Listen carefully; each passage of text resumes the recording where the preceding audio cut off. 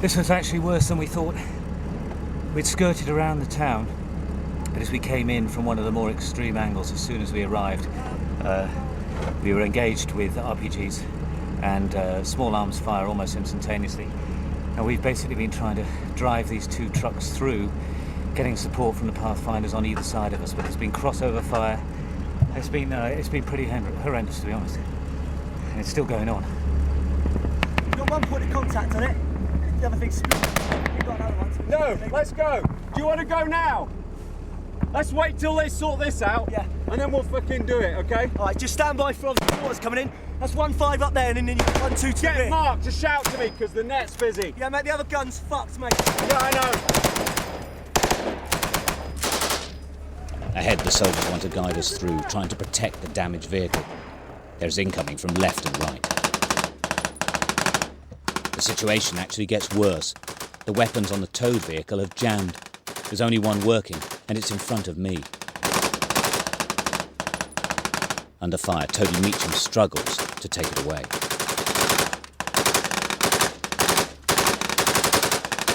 Hey, stop firing. I'm trying to get this one off now. Hold it. They've got it covered. Right, mate. You good to go? Yeah. Okay, mate. Okay. Sorry, what you want? Yeah, I see.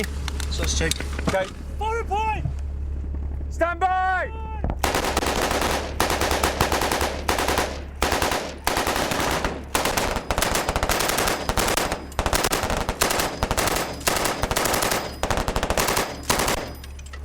We break cover again, with the other jackals putting down covering fire. We make for the safety of the open desert, followed by machine guns and mortars. Okay, I'll go slow. Look, we got strike on the right. It was a close shave, but the Pathfinders are elated. Their luck held once again. The phrase that the blokes have termed, I don't know if you've heard it since we've been out here, it's called the PF bubble. And it was something we'd coined when we were back here last time. And it never seems to, regardless how bad it gets or how much fire was, coming down, the blokes who were there never seemed to get a scratch. At this stage, we left the Pathfinders. Within days, the bubble burst.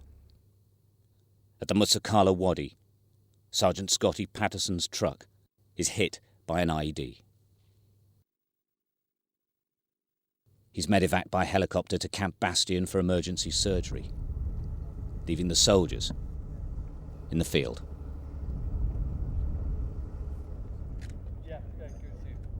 September, and we rejoin the Pathfinders as their tour draws to a close. We're your new recruits, sir. A group of British politicians have come on a fact-finding mission. The brigade commander brings them to meet the Pathfinders and to try out their weapons. It's very much a relaxed 45 minutes. They're the first Western civilians the soldiers have seen since May. And it's all what we have for you as well. That's safety catch. Safety catch, yeah. Is that on safe now? That's on safe now. So that's single shot, then flick it again to automatic. That's a single shot. They're accommodating, but it all seems a bit surreal after months of fighting in the desert. They're not absolutely sure what to do with them. Above my head where the hole is.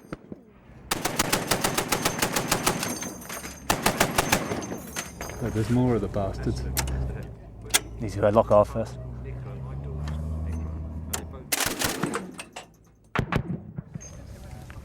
The stock at the back is you can make it as long or as short as you want it as well.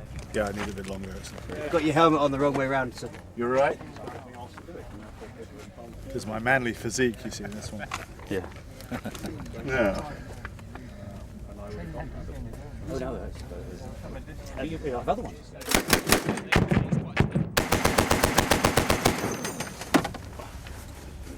Thank you. Thank you very much. I know, were you filming that inglorious episode? No. Turbin pa fabrikay kajaki asami meqam tabrik mega. Thanks a lot. That was a successful mission. Thank you very, very much. The Pathfinders, true to their name, have hit the headlines.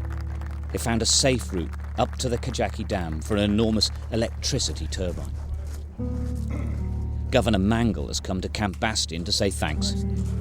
We were getting the atmospherics in the area, and we were in the vicinity of the Gorak Pass on the high ground, but next to a road, and the patrol commander was identified that there was a lot of traffic on it. So he stopped the traffic, and one local national spoken to said, yeah, this is a significant route between Kajaki and Kandahar, and it's pretty quiet. And it was sort of, hang on a minute, you know, clearly I passed it up, and it developed from there. It's the biggest land manoeuvre by the British military since World War II, and quite a coup.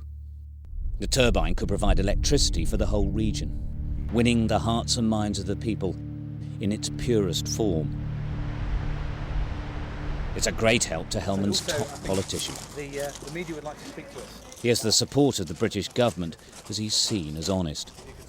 Downing Street has promised to give him military muscle. They call this a rolling stand to. It goes back hundreds of years. Soldiers ready for action before the sun comes up. No more remote routes for the Pathfinders. It's mid-September, and this operation is near Marja, just 7 miles from British headquarters in Lashkar. This time the platoon is in support of regular army units. Fucking hate that camera. There's only 2 weeks left on their tour. It's alright, I hate your driving. That was fucking nice and steady, that. And the soldiers are not particularly pleased with their new conventional role.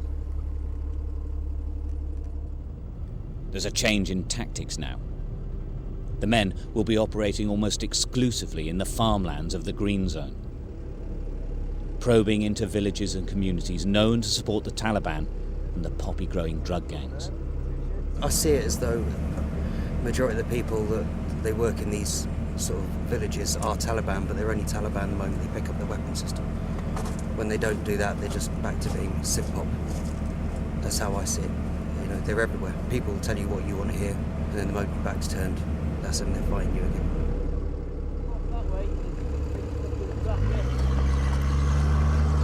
The threat of an IED attack is high. Every Pathfinder move now takes hours, sweeping for mines or bombing. It's an absolute necessity. A sign of the times, they've been joined by Afghan Task Force soldiers, the ATF, to show the face of the Afghan government and to interact with the local people. We know we're going to be attacked. It's just a matter of when and where. The man on the ridgeline is a threat. He could be spotting. He could have a detonator. They're light on the feet. You know, they can move around. They're just fantastic. I think what we're doing is we're fighting almost a conventional war against guerrilla warfare. So, and they're just finding the gaps that we're giving them. The floor's rock hard, so there's probably a bit of metal underneath there. Probably been there for years, you know what I mean? It's been compacted, but you still got to have a look on you because you never know. So. This highly irrigated area was actually built by the United States in the 1960s to increase the wheat yield. He's carrying his son. It worked. The yield levels soared. They still are. The problem is, the crop's changed. It's now the opium poppy.